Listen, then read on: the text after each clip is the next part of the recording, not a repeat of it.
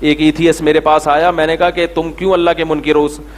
کہنے لگا میری ماں بچپن میں مر گئی تھی, میں پریشان ہو گیا, تو اللہ نے میری ماں کو کیوں مارا؟ اللہ نے میری ماں کو کیوں مارا؟ اس لیے مجھے اب میں نے اللہ ہی کا انکار کر دیا ہے. تو چونکہ وہ کہتے ہیں کہ جو ہم چاہ رہے ہیں اللہ وہ کرے, پھر ہم اللہ کو مانیں گے, ورنہ ہم اللہ کو نہیں مانیں گے. ہم یہ کہتے ہیں کہ اللہ سب کچھ کر سکتا ہے, مگر کرتا وہ ہے جو چاہتا ہے, جس کا ارادہ کرتا ہے. وہ ہمارے کام بنا دے تو بھی اللہ ہے, نہیں بنائے تو بھی اللہ ہے. سوال پیدا ہوتا ہے جب وہ ہمارے کام نہیں بنا رہا تو اللہ تو ہے, مگر ہم پھر اس سے محبت کیوں کریں؟ بھائی جب ہمیں نقصان پہنچا رہا ہے تو محبت کیوں کریں؟ محبت اس لیے کریں کہ ہمیں پتا ہے کہ وہ جو نقصان پہنچا رہا ہے وہ اس دنیا کا نقصان ہے. اس دنیا کا نقصان کے بعد وہ ہمارے فیوچر کو بنا رہا ہے, کیونکہ اس نے بار بار اعلان کیا ہے صبر کرو گے تو کیا کروں گا؟ نوازوں گا. رسول اللہ صلی اللہ علیہ وسلم نے ارشاد فرمایا کہ بعض اہل جنت جب جنت میں جائیں گے تو اپنی نیکیوں کے جو نتیجہ دیکھیں گے, ثمرات دیکھیں گے, تو اتنا اجر دیکھیں گے, وہ کہیں گے اے اللہ ہم نے تو یہ نیکیاں کی ہی نہیں ہیں, ہمارے ترازو میں اتنا اجر کیسے؟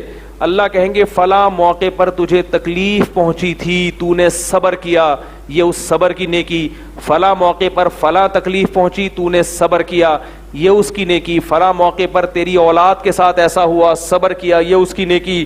فلاں موقع پر یہ ہوا, یہ ہوا, یہ ہوا.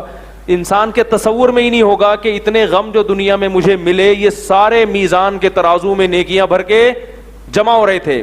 تو وہ کہے گا کہ کاش میں نے زندگی میں خوشی نہ دیکھی ہوتی اور میری ساری زندگی ٹینشنوں میں ہی گزری ہوتی, تو آج میں کتنا زیادہ ترقی کر جاتا.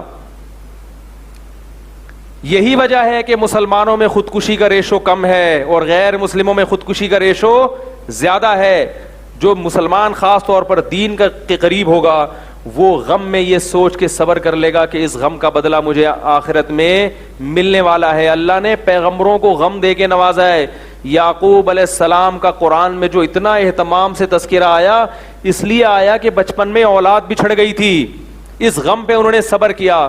اور یوسف علیہ السلام جو اتنے بڑے پیغمبر بنے اس لیے کہ بچپن میں باپ سے بچھڑ گئے تھے اور جیل کی زندگی میں جوانی کا بہت بڑا حصہ گزار دیا, مگر صبر کیا. اس صبر کی برکت کیا ہے کہ اللہ نے پوری سورہ یوسف علیہ السلام کے نام پہ نازل کر دی.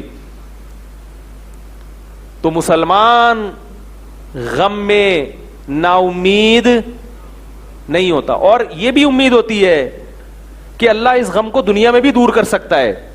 غیر مسلم دیکھے گا اسباب کے تانے بانے ملائے گا, وہ کہے گا اسباب کی دنیا میں غم دور ہونے کی امید نہیں ہے, لہذا مایوس. مسلمان جانتا ہے کہ اللہ غم دور کرنے کی طاقت رکھتا ہے, تمام اسباب کے ناکام ہوتے ہوئے بھی وہ مجھے کامیابی دے سکتا ہے. تو بھائی سمجھ میں آ گیا ہم اللہ کو اللہ کس وجہ سے مانتے ہیں؟ وہ ہماری حاجت پوری کرے یا نہ کرے, دونوں صورتوں میں وہ کیا ہے؟ اللہ ہے. اور دونوں صورتوں میں اسے صرف اللہ نہیں ماننا, خدا نہیں ماننا, ساتھ ساتھ اس سے محبت بھی کرنی ہے, کیونکہ وہ ہمارا خیر خواہ ہے. اور وہ امتحان لیتا ہے کہ تم مجھے اپنا خیر خواہ سمجھتے ہو کہ نہیں سمجھتے, لہذا وہ نقصان بھی پہنچاتا ہے. نقصان پہنچا کے دیکھتا ہے کہ اب ہے ایمان, کیونکہ جب تک دودھ جلیبی ملتی رہے گی تو مجنو لیلا پہ عاشق رہے گا.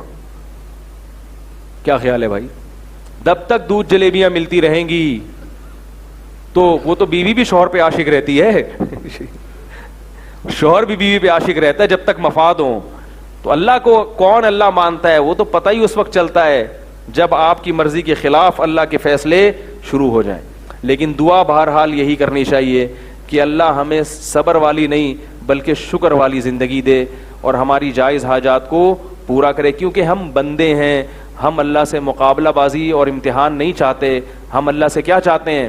عافیت چاہتے ہیں. تو بندگی کا تقاضا یہی ہے کہ اللہ ہمیں غم نہ دے, ہمیں آزمائش میں نہ ڈال. ہم بندے ہیں, ہم عافیت والی زندگی تجھ سے چاہتے ہیں. پھر بھی اگر دعاؤں کے باوجود غم آ جائے تو اسے اللہ کے لیے برداشت کرنا ہے. اللہ تعالی ہم سب کو سمجھنے کی, عمل کرنے کی توفیق عطا فرمائے. وما علینا الا البلاغ.